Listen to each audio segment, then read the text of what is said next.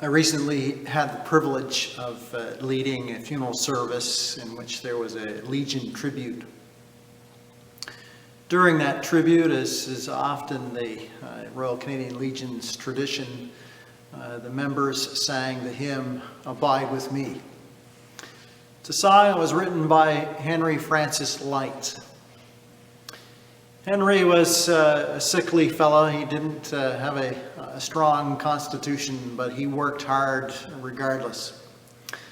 He served his people in Devonshire near the coastline in England, and he served faithfully in his church. His final sermon to his church was delivered after 24 years of labor with them. You see, he had become so sick that his doctor said, "You need to go somewhere warmer and preserve your life." But not before he would address his church family one last time. He said to them during that sermon, "O brethren, I stand before you today as alive from the dead, if I may hope to impress upon you and get you to prepare for that solemn hour which must come to all. I plead with you to become acquainted with the changeless Christ and his death." Henry finished his message, served his beloved family the communion, and then he sent them on their way with tears in all of their eyes. That evening, as he was pondering the words of Jesus from John chapter 15, "Abide in me and I abide in you," as he was pondering those words, he set out on a walk down near the coast.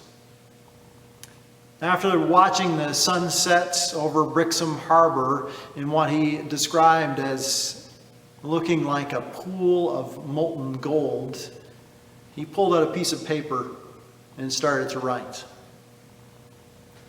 After some time spent on his poem, after sitting in his study for a while, working on some edits and some polishing, he came up with this famous verse, "Abide with me, fast falls the eventide.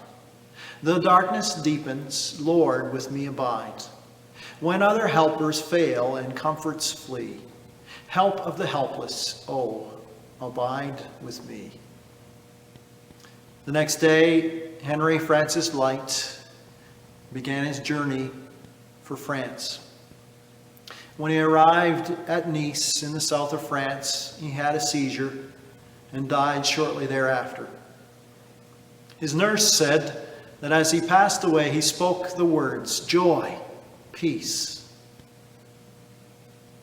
You see, he knew the changeless Christ, and he knew of his death, and he knew and was experiencing the power of his resurrection. The changeless Christ is the only one that can change us into the people that we ought to be, into the people that we need to be, into people that will abide with him forever.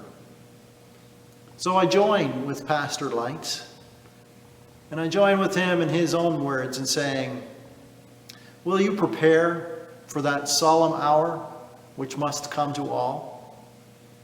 I plead with you to become acquainted with the changeless Christ and his death. Let's continue to pray for our nation. Let's be praying for Canada. God, keep our land. Have a great day. God bless you.